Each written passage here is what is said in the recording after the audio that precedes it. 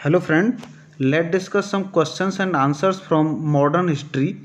इस वीडियो में हम दादा भाई नेरोजी, जो जिन्हें grand old man of India, Bharat के वयोवृद्ध नेता, लोकमान्य बाल गंगाधर तिलक, जिन्होंने गणेश उत्सव स्टार्ट किया, शिवाजी उत्सव स्टार्ट किया, मराठा और केसरी जैसे न्यूज़पेपर्स का संपादन किया, भारत के पहले शिक्षा मंत्री मौलाना अबुल कलाम आज़ाद, गांधी जी के Champaran Satyagraha, civil disobedience movement, Santhal uprising, इन सब के बारे में चर्चा करेंगे। Let start. Question number 1, consider the following pairs. Newspaper और उनके लीडर कौन कौन है। देखो, केसरी, जो केसरी न्यूज़पेपर है ये बाल गंगाधर तिलक ने स्टार्ट किया था, तो पहला करेक्ट है, क्योंकि बाल गंगाधर तिलक आपके ये बाल गंगाधर तिलक, लोकमान्य बाल गंगाधर तिलक, इनकी मृत्यु 1 अगस्त 1920 ईस्वी को हुई थी। उसी दिन गांधी जी ने असहयोग आंदोलन स्टार्ट किया था। और ये लाल बाल पाल गरम दल के नेता थे। तो इन्होंने स्टार्ट किया था, आपका केसरी था मराठा में, और एक इनका न्यूज़पेपर था मराठा जो इंग्लिश में था। अच्छा, तो इनका पहला सही है, यानी कि सी ऑप्शन करेक्ट नहीं होगा और डी भी करेक्ट नहीं होगा। दूसरा बात करें मिरातुल अखबार, ये मिरातुल अखबार फारसी लैंग्वेज में था। ये राजा राम मोहन राय ने स्टार्ट किया था, सुरेंद्र नाथ बनर्जी नहीं। सुरेंद्र नाथ बनर्जी ने तो बंगाली स्टार्ट किया था, यानी कि दूसरा भी गलत है, तो ये भी गया। तो ये एक ही ऑप्शन बच गया, बी ऑप्शन सही होगा। अगर बंगाली की बात करें, बंगाली ये मोतीलाल घोष ने स्टार्ट किया था, ये बंगाली सुरेंद्र नाथ बनर्जी ने स्टार्ट किया था। और उसके बाद स्वदेश मित्रन ये जी सुब्रमण्यम अय्यर ने स्टार्ट किया था। जी सुब्रमण्यम अय्यर ने दी हिंदू और स्वदेश मित्रन ये 2 स्टार्ट किए थे, तो इसका बी ऑप्शन करेक्ट होगा। एक्सप्लेनेशन देखते हैं। देखो, दी हिंदू और स्वदेश मित्रन ये स्टार्ट किए थे जी सुब्रमण्यम अय्यर ने। केसरी और मराठा ये स्टार्ट किए थे बाल गंगाधर तिलक ने।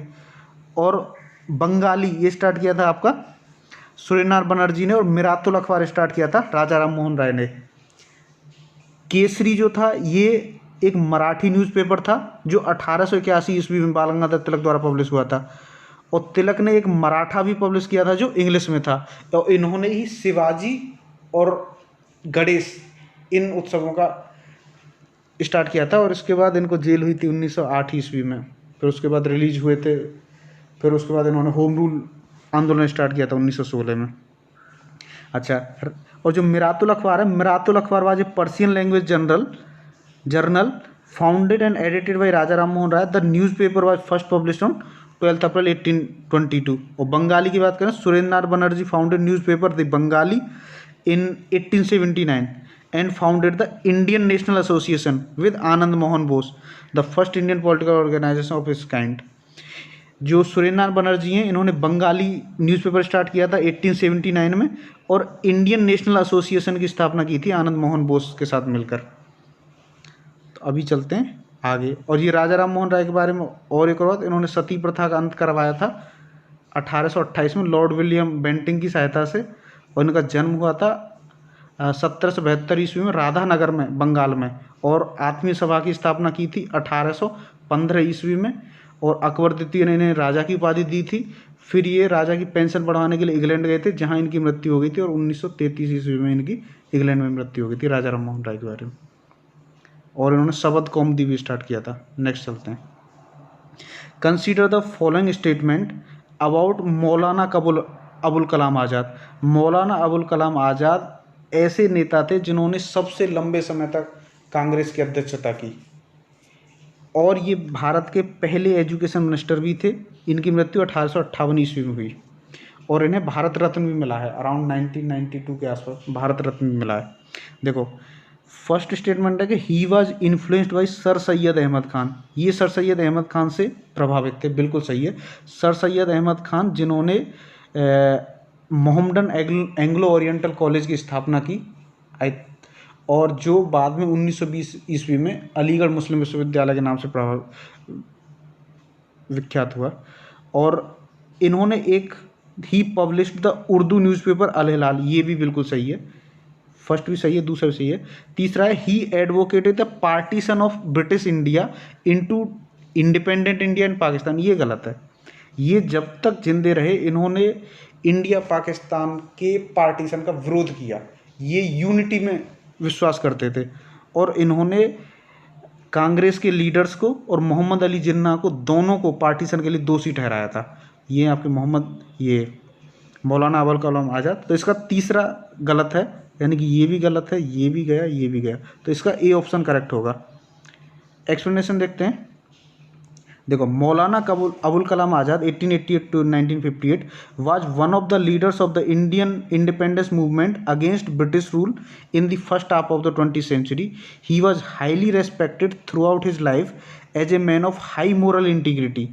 When he was young, he received a traditional Islamic education at home from his father and other Islamic scholars rather than at madrasa. However, he was also influenced by the emphasis that Indian educator Sir Syed Ahmad Khan placed on getting well-rounded education, and he learned English without his father's knowledge. अच्छा, Azad became active in journalism when he was in his late teens. In 1912, he began publishing a weekly Urdu language newspaper in Calcutta, Al Hilal. The paper quickly became highly influential in the Muslim community for its anti-British stance, notably for its criticism of Indian Muslims who were loyal to the British. Al Hilal was soon banned by the British authorities as a second weekly newspaper that he had started. After Second World War, Azad was one of the Indian leaders who were negotiating for independence. तो ये था। और इन्होंने क्या था, he tirelessly advocate for the single India and would embrace both Hindu and Muslims while strongly opposing the partition of British India into independent India and Pakistan. He later blamed both Congress party leaders and Muhammad Ali Jinnah for the ultimate division of the subcontinent. और आज़ाद ने committed a united India till his last attempt, और आज़ादी के बाद ये पहले भारत के minister of education भी रहे, और इन्होंने पार्टीशन का विरोध किया। कांग्रेस पार्टी लीडर्स और मोहम्मद अली दोनों को विभाजन के लिए जिम्मेदार ठहराया। Next question, with reference to the Dada Bhai Naoroji consider the following statement. Dada Bhai Naoroji, he was the first president of the Indian National Congress. जी नहीं। देखो, इंडियन नेशनल कांग्रेस की स्थापना 1885 ईस्वी में हुई थी। ये एक अंग्रेज सिविल अधिकारी A.O. ह्यूम की सहायता से हुई थी, और व्योमेश चंद्र बनर्जी इसके पहले अध्यक्ष थे, और ये हुआ था आपका मुंबई में। तो पहला तो गलत है। जो दादा भाई नौरोजी थे वो 1886 ईस्वी में कांग्रेस के अध्यक्ष बने, और ये 3 बार चुने गए थे।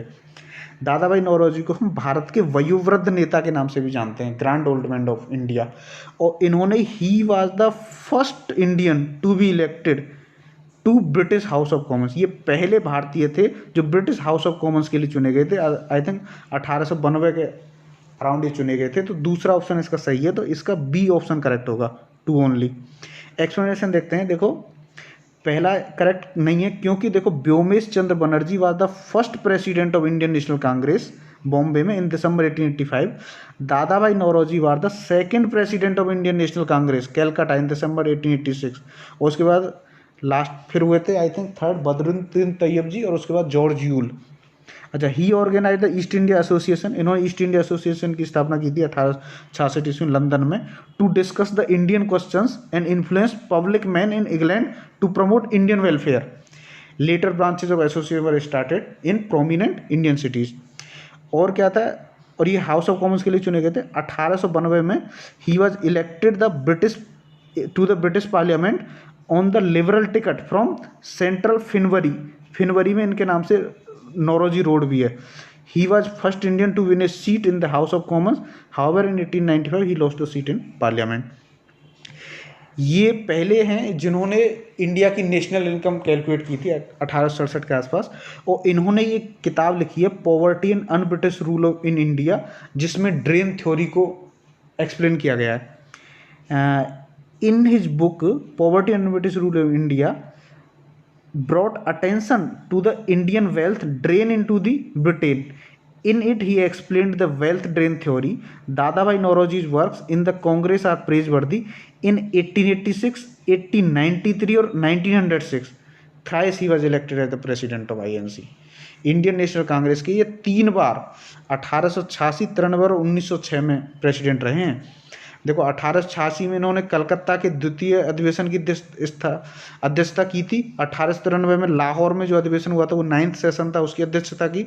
और 1906 में फिर से कलकत्ता में 22वां अधिवेशन था, उसकी भी इन्होंने अध्यक्षता की, कांग्रेस की। और क्या था इनका योगदान कि नौरोजी फाउंडेड रहनुमाई मजदैन सभा, गाइड्स टू दी मजदई पथ की स्थापना की थी इन्होंने 1 अगस्त 1851 में, to restore the Zoroastrian religion to its original purity and simplicity. और 1854 में he also founded Gujarati fortnightly publication the Rast Goftar truth teller की स्थापना की 1854 में। ये था कि to clarify Zoroastrian concept and promote Parsi social reform. और इन्होंने एक newspaper the voice of India भी पब्लिश किया था। नौरोजी जो ऑफ इंडिया है grand old man of India, और इन्होंने ईस्ट इंडिया एसोसिएशन की स्थापना की लंदन में। और चलते हैं next question. Consider the following statement about the history of civil services in India. Civil services का इतिहास भारत में कैसे रहा है। देखो फर्स्ट है कि Lord Wellesley introduced and organize civil service in India. जी नहीं, ये थे लॉर्ड कॉर्नवालिस समझे जाते हैं। लॉर्ड कॉर्नवालिस ने, जिन्होंने ये 1893 में स्थायी बंदोबस्त की स्थापना की थी, इन्होंने ही कोविनेंट और अनकोविनेंट टाइप में बांटा था। कोविनेंट जो हाईली पेड सिविल सर्वेंट्स थे, और ये सिविल सर्विस एक्ट आया था आपका 1861 में। दूसरा है Lord Lytton allowed Indians to take up some covenanted post in the civil service. ये करेक्ट है। ये कोविनेटेड जो पोस्ट थी ये हाईली पेड थी, जो जनरली यूरोपियंस को मिलती थी, और अनकोविनेट पोस्ट ये इंडियंस को मिलती थी जो लो पेड थी, लेकिन लॉर्ड लिटन ने इसे अलाउ किया। ये दूसरा स्टेटमेंट करेक्ट है, तो इसका बी ओनली करेक्ट होगा। जो लॉर्ड कॉर्नवालिस थे उनको father of civil services in India माना जाता है, और इन्होंने कोविनेंट सिविल सर्विसेज और अनकोविनेंट सिविल सर्विसेज स्टार्ट किए थे, तो इसका बी ऑप्शन करेक्ट है। एक्सपीरियंस देखते हैं। देखो पहला करेक्ट नहीं है, क्योंकि Lord Cornwallis considered father of Indian civil services. He was first to bring existence and organize the civil services. In 1800, Wellesley set up Fort William College for training of new recruits. ये question अभी 2020 में आया था कि Lord वेलेजी ने fort William college की स्थापना क्यों की थी। देखो ये क्वेश्चन यहाँ था कि Wellesley established Fort William College at Calcutta because, क्योंकि training of new recruitment, because he want to train British civilians for administration purpose in India. इसका डी ऑप्शन करेक्ट था, ऐसे जो क्वेश्चन आया था इस बार। In 1800 college was disapproved by the court of directors and institute the East India college was set up in हेलेवली in England. और क्या था सेकंड ऑप्शन, क्या है कि लॉर्ड लिटन, सेकंड ऑप्शन इसका करेक्ट है। Lord Lytton reduced the age limit to 19, but on other hand he introduced statutory civil services consisting of 1/6 of covenant posts to be filled by the Indians of high families through nominated by local government, subject to disapproval by secretary and viceroy, but the system was also abolished. और क्या था civil service के बारे में, जो charter act 1853 था उससे पहले कोर्ट ऑफ डायरेक्टर ही अपॉइंट करते थे सिविल सर्विसेज को, लेकिन 1853 के बाद एक ओपन कंपटीशन की स्थापना की गई थी। Charter act of 1853 provided an open competitive examination for the recruitment of civil servants and had deprived the court of directors of the power of appointment based on the patronage. This was recommended by a committee headed by Lord Macaulay. The first competitive exam was held in 1855। अच्छा, जो Lord Macaulay थे ये भारत में अंग्रेजी शिक्षा के भी समर्थक थे, जिन्होंने 1835 में मैकाले मिनट्स भी दिया है। और सिविल सर्विसेज में Satyendra Nath Tagore was the first Indian to get selected in the Indian civil services. और बाद में 1861 में ये सिविल सर्विसेज एक्ट आया, और एक विस्कंट ली commission set up in 1823 had recommended the creation of public service commission for the purpose of conducting examination to recruit the civil servants, and accordingly a public service commission was set up in 1926, जो आजकल UPSC का रूप ले लिया है। Next question है, after Santhal uprising subside what were the measures taken by the colonial government. जो Santhal uprising है वो 1855 के आसपास हुई थी, जिसमें उन्होंने जो संथाल से, जो झारखंड के राजमहल हिल्स के आसपास थे उस समय का बिहार में, उन्होंने अपोज किया था, और तब ये हुआ इसमें एक ऑप्शन है the territories was called Santhal Parganas were created, बिल्कुल सही है। It became illegal for a Santhal to transfer land to a non Santhal, तो ये इन्होंने एक रिफॉर्म किया था, ये भी सही है और ये भी सही है। इसे दी में कोह भी बोलते थे, तो इसके दोनों ऑप्शन करेक्ट हैं। एक्सप्लेन देखते हैं, देखो ये संथाल अपराइजिंग कब हुई थी, ये एक्सप्लेन देखते हैं। फर्स्ट करेक्ट क्यों, it was after the Santhal revolt 1855-56 that the Santhal Parganas was created, carving out of 5500 square miles from the district of Bhagalpur and Birbhum. The colonial states hoped that by creating new territory for Santhals and imposing some special laws within it, the Santhals couldn't be reconciled, but it doesn't happen. To protect, और फिर बाद में क्या हुआ था, बाद में to protect the economic basis of Santhal society, special regulations governed transfer of land. It became illegal for Santhals to transfer land to a non-Santhal. और ये हुई कब थी कि on 30 June 1855 two Santhal brothers Sidhu और Kanhu Murmu organize 10,000 Santhals and proclaimed a rebellion against the British और बाद में फिर इनको कुचल दिया गया संथाल्स को। ये और बाद में हुआ था कि ब्रिटिश से passed Santhal Pargana tenancy act 1870 which offered some protection for the tribal exploitation. और जो संथाल कौन थे, ये संथाल जो एग्रीकल्चरल पीपल थे जो राजमहल हिल्स में सेटल्ड थे उस समय का बिहार और आज के झारखंड में। नेक्स्ट क्वेश्चन देखते हैं। Economically one of the results of the British rule in India in 19th century was, अगर हम ये बात करें increase in the export of handicraft, जब ये इकोनॉमिक जब ब्रिटिश रूल आया तो इससे तो इंडियन हैंडीक्राफ्ट बिल्कुल बर्बाद हो गए थे, क्योंकि यहाँ से वो कच्चा माल खरीदते, ब्रिटेन में ऑलरेडी इंडस्ट्रियलाइजेशन हो चुका था, तो वहाँ से जो माल आता वो हैंडीक्राफ्ट्स के माल उसको कम्पीट नहीं कर पाते थे, तो इसीलिए ये एक्सपोर्ट तो बढ़ा ही नहीं, ये तो गलत है। Growth in the number of Indian own factories, बाहर की फैक्ट्री ज़्यादा आई तो ये भी नहीं हुआ। Rapid increase in urban population, क्या हुआ कि पहले लोग हैंडीक्राफ्ट्स का काम करते थे तो अर्बन में आते थे गाँव से, लेकिन फिर क्या हुआ जब ब्रिटिश का माल आने लगा तो लोग फिर से गांव में लौटने लगे, तो ये भी करेक्ट नहीं है। अर्बन पॉपुलेशन इंक्रीज नहीं हुआ, डिक्रीज हुआ। हाँ, कॉमर्शियलाइजेशन ऑफ इंडियन एग्रीकल्चर का कॉमर्शियलाइजेशन हो गया, क्योंकि जैसे कपास जूट इनका मतलब ज़्यादा बिक्री होने लगी, एज ए कच्चा माल ये यूज होने लगे, तो इसका ये सी ऑप्शन करेक्ट होगा। एक्सप्लेन देखते हैं, देखो economic impact of British rule, deindustrialization क्या, देखो ruin of artisans and handicrafts, cheap and machine made goods import flooded the Indian market after the Charter Act of 1830, allowing the one-way free trade for British citizens. On other hand, Indian products found it more and more difficult to penetrate into the European markets. After 1820, European markets were virtually closed to Indian exports. Even the newly introduced rail network helped the European producers to reach the remotest corner of the country. तो इसलिए पहला ठीक नहीं है। दूसरा देखते हैं, दूसरा another feature of the deindustrialisation was the decline of many cities and process of ruralisation of India. Many artisans faces the diminishing return and repressive policies of the company abandoned their professional and moved to villages and took to agriculture. This resulted increased pressure of land and overburdened agriculture sector was major cause of poverty during British rule, and this upset the village economic setup. Or impoverishment of peasantry, the government was only interested in maximization of rentals and securing its share of revenue. और फिर क्या हुआ, development modern industry, it was only the second half of 19th century, ये modern machine based industries started coming up in India. The first cotton textile mill was started in 1853 in Bombay. और commercialization of Indian agriculture हुआ in the later half 19th century. Another significant trend was emergence of commercialization of agriculture. Agriculture begins to be influenced by the commercial considerations. Certain specialized crop began to be grown not for consumption in villages but for sale in national and even international market. Commercial crops like cotton, jute, groundnut, oilseed, sugarcane, tobacco were more remunerative than food grains. तो इसलिए इसका सी option correct है। Next question है कि विच of the following were the important contribution of early nationalist in Indian national movement. Indian early nationalist कौन थे? जैसे दादा भाई नौरोजी, फिरोज शाह मेहता, ये सब थे।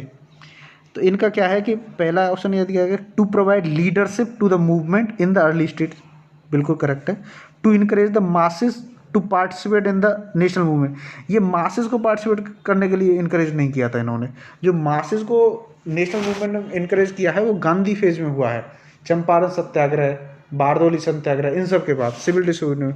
लेकिन क्योंकि इनका क्या था, जो अर्ली नेशनलिस्ट थे ये सोचते थे कि ये अशिक्षित मासेस है, वो क्या है खुद प्रे करने में, खुद मतलब उनके साथ नेगोशिएट करने में बिलीव करते थे और मानते थे कि ब्रिटिश जो है अच्छे हैं, वो अच्छे से गवर्न करते हैं, इसीलिए ये इसका करेक्ट नहीं है, टू करेक्ट नहीं है।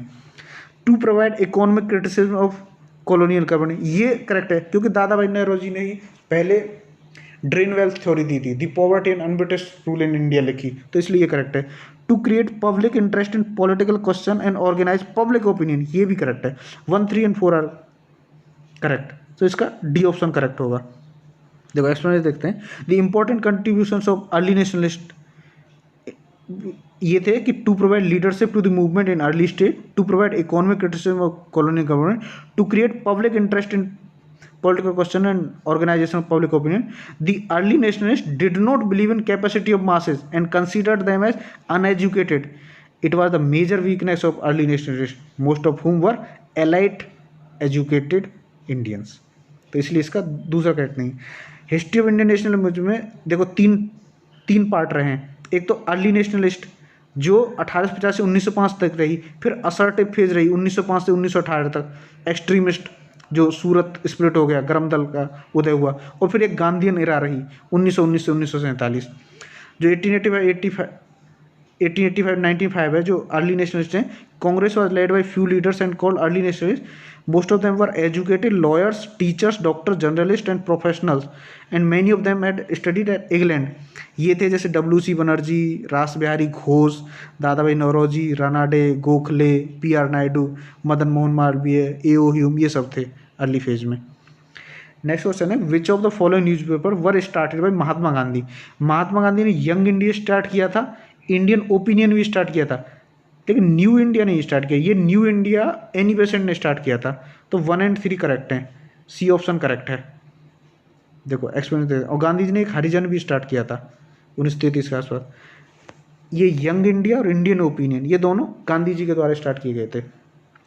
ये कब स्टार्ट किए? देखो 1903 में in South Africa Gandhi started weekly newspaper Indian Opinion 1903 में अफ्रीका में स्टार्ट किया। From India Gandhi continue supporting Indian Opinion all his life by providing regular editorial material and moral and financial support. In 1919, Gandhi started 2 weeklies in India, Young India और नवजीवन। 1903 में तो start किया था इन्होंने Indian opinion, और 1919 में start किए थे नवजीवन और यंग इंडिया, और फिर 1933 में Gandhi edited 3rd weekly Harijan which means children of God. और जो ये था न्यू इंडिया और कॉमनवेल्थ एनी बेसेंट ने स्टार्ट किए थे। In early 1915 Annie Besant launched a campaign through her 2 papers New India and Commonwealth and organize public meeting and conferences to demand that India be granted self government on the lines of white colonies after war. मतलब home rule league start किया था इन्होंने, और New India और Commonwealth 2 newspaper start किए थे Shrimati Annie Besant ने। Next question देखते हैं, which of the following is very significant aspect of the Champaran Satyagraha. देखो चंपारण सत्याग्रह आपका 1917 ईस्वी में हुआ था, और ये गांधी जी का पहला सत्याग्रह था। इसमें क्या था कि राजकुमार शुक्ला ने गांधी जी को परसुएड किया था, जब उनको पता चला कि वो 1916 में लखनऊ समझौता में भाग लेने जा रहे हैं, उसके बाद इन्होंने इन्हें परसुएड किया और गांधी जी ने चंपारण सत्याग्रह में आए, और इसी में इनके साथ राजेंद्र प्रसाद, JB कृपलानी, ये सब लोग भी थे। तो वेरी सिग्निफिकेंट है, इसका बहुत ही सिग्निफिकेंट है। देखो पहला यदि बात करें एक्टिव ऑल इंडिया पार्टिसिपेशन, ये एक्टिव ऑल इंडिया तो नहीं था, सिर्फ बिहार के मोतिहारी के चंपारण में था, तो लॉयर्स स्टूडेंट इनसे कोई लेना देना नहीं था, ये तो है नहीं। एक्टिव में दलित ट्राइबल कम्युनिटी से इसका कोई मतलब नहीं है, क्योंकि ये तो एक तरह से किसानों के लिए था। ड्रेस्टिक इनकी कल्टिवेशन और इसका भी कोई मतलब नहीं। Joining peasant unrest to India national movement, जो पीजेंट का अनरेस्ट था उसको नेशनल मूवमेंट से जोड़ा गया था, तो इसका सी सबसे करेक्ट आंसर है। एक्सपेरिमेंट देखते हैं। देखो, Champaran Satyagraha of 1917 opened a new phase in national movement by joining it to the great struggle to the Indian peasantry for bread and land. It was the first peasant movement to have garnered national attention. The Champaran Satyagraha yoked the peasant unrest to the freedom struggle. Subsequently, Gandhi localized movement in Ahmedabad for mill workers. ये अहमदाबाद मिल workers के लिए हुई। फिर उसके बाद खेड़ा सत्याग्रह हुआ। खेड़ा सत्याग्रह जहाँ उन्होंने डिस्ट्रेस्ड पीजेंट्स को सपोर्ट किया। In a sense training grounds of massive nation wide protest landmark 1919 all of which eventually contributed to the liberalization of India from. देखो, ये किस क्रम में हुए? सबसे पहले आपका चंपारण सत्याग्रह हुआ है, खेड़ा सत्याग्रह हुआ, ये अहमदाबाद मिल स्ट्राइक हुई है, उसके बाद खेड़ा सत्याग्रह हुआ है। कैसे याद करेंगे? केक कटेगा सब में बटेगा, CAKE। Champaran, Ahmedabad mill strike और खेड़ा सत्याग्रह। अच्छा, ये था क्या खेड़ा? इसमें Champaran Satyagraha. An agriculturist from Champaran, Rajkumar Shukla, was distressed by plight of his fellow farmers. European planters had enforced the तीन कठिया सिस्टम। ये पहले 5 कठिया चलता था, फिर उसके बाद 3 कठिया चलता था।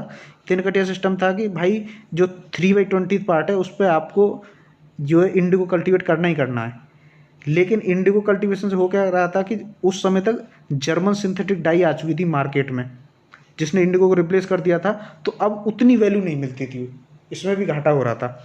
German synthetic dye had replaced indigo towards the end of the 19th century and European planters demanded high rents and illegal dues from the farmers. तो इसमें फार्मर्स को अब उतना फ़ायदा नहीं हो रहा था, फूड ग्रेन्स भी नहीं हो पा रहे थे। और इसी में गांधी जी को महात्मा की उपाधि भी मिली और इनको बापू भी बोला गया था। ये बापू बोला था संत रौत ने, इसमें राजकुमार शुक्ला और संत रौत इनके साथ थे उस समय। राजेंद्र प्रसाद, JB कृपलानी भी साथ थे चंपारण सत्याग्रह में। और अभी 1917 ईस्वी में इसकी सेंटेनरी भी मनाई गई थी 2017 में। नेक्स्ट क्वेश्चन देखते हैं। This Deccan state ruler was given the titles of Abla Baba and Jagat Guru. He was deeply interested in music and composed a book called Kitab e Nauras. Kitab e Nauras इन्होंने लिखी है, in which songs were set to various ragas. तो इनको अवला बाबा और जगत गुरु की उपाधि मिली थी। तो ये थे आपका इब्राहिम आदिल शाह सेकंड, और ये बीजापुर के थे। इब्राहिम आदिल शाह सेकंड, इन्होंने लिखी है ये किताब, किताब ए नौरस। ये इस बार UPPCS 2020 में भी क्वेश्चन पूछा गया। देखो एक्सप्लेनेशन देखते हैं। In Bijapur the successor of Adil Shah, Ali Adil Shah, was Ibrahim Adil Shah II. He was very solicitous of the poor and thus had the title of Avla Baba or friend of the poor. He was deeply interested in music and composed a book called Kitab e Noras, in which songs were set to various ragas. In his songs, he freely invoked the goddess of music and learning, Saraswati. Due to his broad approach, he came to be known as Jagat Guru. तो जगत गुरु बोलते थे हम इब्राहिम आदिल शाह को। फिर 2020 के question भी आया था, who among the following was the author of the book किताब ए नौरस। तो किताब ए नौरस के लेखक हैं इब्राहिम आदिल शाह सेकंड, ये बीजापुर के थे और ये सक्सेसर थे अली आदिल शाह के। Next question, who among the following items were introduced by Portuguese into India. Portuguese ने इंडिया में टमाटो इंट्रोड्यूस किया है, चिली इंट्रोड्यूस किया है। अच्छा, जो कैम्फोर की बात करें, कपूर, ये चाइनीज़ आइटम है, चाइनीज़ से इंपोर्ट हुआ है। तो इसका 1 और 3 करेक्ट होंगे, तो इसका B ऑप्शन करेक्ट होगा। It was with the entry of Portuguese that a flood gate of new vegetables entered in to the Indian markets, the Indian land and kitchens. They brought potato, tomato, tapioca, groundnuts, corn, papaya, pineapple, guava, avocado, rajma, cashew, sapota, chikoo and capsicum and chilli all its form. तो ये सब Portuguese लेके आए थे। देखो Portuguese सबसे पहले कैसे आए हैं। पुर्तगीज में सबसे पहले वास्को डी गामा आया। ये आया था आपका 20 मई 1498 ईस्वी को कलकत्ता पोर्ट पर। ये गाइडेड किया गया था अब्दुल मजीद के द्वारा। और जब ये कालीकट पोर्ट पर आया था उस समय वहाँ का राजा कौन था? जमोरिन। और उसके बाद इसने जो है यहाँ से ब्लैक पेपर लेके गया जिस पर 60% 60 गुने से भी ज़्यादा इसको फ़ायदा हुआ। फिर उसके बाद अन्य पुर्तगीज भी आते रहे, जैसे 1505 में फ्रांसिस्को डी अल्मीडा आया जिसकी ब्लू वाटर पॉलिसी अपनाई थी। फिर अल्फोंसो डू अल्बुकर्क आया 1509 में गवर्नर। फिर इन्होंने 1510 ईस्वी में गोवा को स्नैच कर लिया यूसुफ आदिल शाह से। फिर उसके बाद में वो नीनो द कून्हा आया। इस तरह से इनका पुर्तगीज जमते चले गए। और यदि इसकी कपूर की वाली की बात करें तो Chinese had their influence too, और ये जो है China develop the leafy variety of brassica juncea. ये कपूर जो चाइना प्रोडक्ट है, कपूर is a Chinese import. Next question देखते हैं। Consider the following statement regarding the orientalism. Orientalism क्या होता है कि आप मतलब एशियन कल्चर और सिविलाइजेशन में बहुत ज़्यादा इंटरेस्टेड हो, उसको जानने की इच्छा, ये ओरिएंटलिज्म होता है। अच्छा, ये है कि फर्स्ट ऑप्शन है कि it believed in promotion of learning about languages and cultures of Asia, बिल्कुल करेक्ट है। Orientalism believed in promotion of learning about languages and culture of Asia, बिल्कुल correct. Macaulay's minutes embraced Orient, नहीं, जो Macaulay था, Macaulay's minutes को English education में थी। Macaulay का मानना था कि Indians are uncivilised and they can be civilised if they study western education, तो इसीलिए ये तो करेक्ट नहीं है। तीसरा है कि it was promoted by William Jones and Warren Hastings India, ये करेक्ट है। देखो विलियम जोन्स ने 1784 में एशियाटिक सोसाइटी की स्थापना की थी, और ये वारेन हेस्टिंग्स उस समय वो थे गवर्नर जनरल। तो ये 1 और 3 करेक्ट हैं इसके, 1 और 3, सी ऑप्शन करेक्ट है। लेकिन ये करेक्ट नहीं है, ये मैकाले ने तो इसका विरोध किया था। मैकाले तो इन्होंने अंग्रेजी शिक्षा स्थापित की थी। ओरिएंटलिज्म का होता है स्टाइल, आर्टिफैक्ट्स और trade consider characteristic of the people and culture of Asia. Statement first correct क्यों है कि orientalism was an academic school of thought that studied the cultures and language of Asia. Many company officials influenced by Orientalism supported the notion of promoting Indian learning by setting up institutions for studying ancient Indian texts, Persian and Sanskrit etc. और दूसरा correct इसलिए नहीं है कि जो Thomas Macaulay था was a critic of orientalism. He viewed Indian culture as uncivilised and asked the government to stop funding oriental learning. He wanted English to be taught in order to civilise Indians. और third, William Jones was linguist who set up the Asiatic Society of Bengal and started a journal called Asiatic Researchers. Warren Hastings' policy of Orientalism was expression of his respect for traditional Indian culture and political pragmatism. He held that in order to establish permanent institutions of the rule, knowledge about the subject population, their social customs, manners and codes was prerequisite. This trend, however, started deteriorating with the end of Hastings rule. Next question देखते हैं। With reference to the chamber of princes consider the following statement. Chamber of princes क्या था कि princess के concern को address करने के लिए ये बनाई गई थी चैम्बर ऑफ प्रिंसेस, और इसका जो हेड होता था उसको चांसलर बोलते थे, और वो गवर्नर से मतलब मिलता था। और ये 1920 ईस्वी के आसपास से स्टार्ट हो गई थी, इसको नरेंद्र मंडल बोलते थे, और 1920 से 1947 तक रही। जैसे राजा ऑफ पटियाला, राजा ऑफ बीकानेर, ये सब इसके मतलब हेड रहते थे, चांसलर रहते थे। It was set up to advise the viceroy on the questions affecting the Indian princely state, बिल्कुल सही है। It did not have representation from all the Indian state, ये भी करेक्ट है, क्योंकि बहुत से ऐसे स्टेट थे जो इन्होंने अटेंड नहीं किया था, जैसे मैसूर हो गया, ये सब थे। तो इसका पहला करेक्ट है, दूसरा भी करेक्ट है, बोथ आर करेक्ट। इसमें देखते हैं, देखो इन अगस्त 1940 मॉन्टेगू डिक्लेरेशन आया था। फिर उसके बाद क्या हुआ, 1919 में when a part of its post reform package British government announced the establishment of chamber of princes to advise the viceroy on the questions affecting the Indian states generally on whom were concerned were either empire or as a whole. फिर installation ceremony of chamber princess held at Red Fort on 9th and 10th February 1921, और इसमें some of the premier state like Hyderabad, Mysore, Udaipur, Indore did not join the chamber, इन्होंने join भी नहीं किया था। और chamber did not join to representative character, क्योंकि कुछ लोगों ने ज्वाइन नहीं किया था। नेक्स्ट क्वेश्चन देखते हैं। among which of the following was part of 11 demands of Mahatma Gandhi before the launch of civil disobedience movement। जो सिविल डिसोबीडियंस मूवमेंट था गांधी जी ने 12 मार्च 1930 को स्टार्ट किया था और ये 5 अप्रैल 1930 तक चला। साबरमती आश्रम से स्टार्ट किया, दांडी तक किया। लेकिन इससे पहले इन्होंने कुछ ना 11 मांगें रखी थी। 11 मांगों में इन्होंने बोला था कि भाई reduction of military expenditure and civil services salary, ये बिल्कुल करेक्ट है। Changes in the arms act भी करेक्ट है। एबॉलिशन ऑफ साल्ट टैक्स, ये भी करेक्ट है।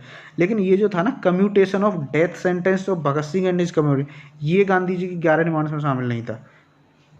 यही गांधी जी की सबसे बड़ी गलती थी कि उन्होंने भगत सिंह को नहीं बचाया था। तो इसका दूसरा करेक्ट नहीं है, बाकी 1, 3 एंड 4 करेक्ट हैं। और ये सिविल डिसोबीडियंस मूवमेंट कब स्टार्ट हुआ? On March 12, 1930 Gandhi set out from Sabarmati with 78 followers on 241 mile march to the coast town of Dandi in the Arabian sea. There Gandhi and supporters were defy the British policy of making salt from sea water. और ये मांग की थी 31 जनवरी 1930 को। 31 जनवरी 1930 को Gandhi announced an 11-point ultimatum for Lord Irwin. If these demands were met by 11 March he declared there would be no civil disobedience and the Congress would participate in any conference. It was compromise formula which included 6 issues of general interest. और इन्होंने ये commutation of death sentence Bhagat Singh and his comrades was not a part of Gandhi's 11 demands. और चलते हैं next. Consider following statement regarding Bardoli Satyagraha. Bardoli Satyagraha आपका 1928 की ईस्वी आसपास हुआ, क्योंकि इसमें क्या हुआ कि 1925 ईस्वी के आसपास फ्लड और फैमिन की वजह से यहाँ गुजरात के बारदौली तालुका में किसानों की मतलब जो क्या है ना फसल अच्छी नहीं थी, उनकी थोड़ी सिचुएशन गंभीर थी, उतनी अच्छी नहीं थी। और गवर्नमेंट ने फिर से 22% लैंड टैक्स और बढ़ा दिया था। तो इससे परेशान होके ये सरदार वल्लभ भाई पटेल ने इसका नेतृत्व किया था। इससे किसान बहुत परेशान थे। अगर इसका ये बोलना कि it was against the withdrawal of the plague bonus by mill owners of the region, ये नहीं, ये तो अहमदाबाद मिल स्ट्राइक थी जिसको गांधी जी ने लीड किया था 1917-18 में। तो ये नहीं थी, ये तो मतलब फैमाइन और उसके किसानों की हालत ख़राब थी और उनका टैक्स बढ़ता जा रहा था, इसलिए था। During the Satyagraha Vallabh Bhai Patel was given the title of Sardar. तो वहाँ की जो आंदोलन की महिलाएं थी उन्होंने सरदार वल्लभ भाई पटेल को इसको अच्छे से ऑर्गेनाइज करने के लिए सरदार की उपाधि दी थी। ये दूसरा सही है, इसका बी ऑप्शन करेक्ट है। एक्सप्लेनेशन देखते हैं। देखो, the Bardoli Taluk in modern day Gujarat was hit by flood and famines in 1921, which adversely affected crop yield. The affected farmers financially ignoring the plight of the farmers, the Bombay Presidency increased the tax rates by 22%. Despite petitions and appeals from civic groups and farmers to review his unjust hike in tax rate, owing to grave situation, the government decided to go ahead with tax collection.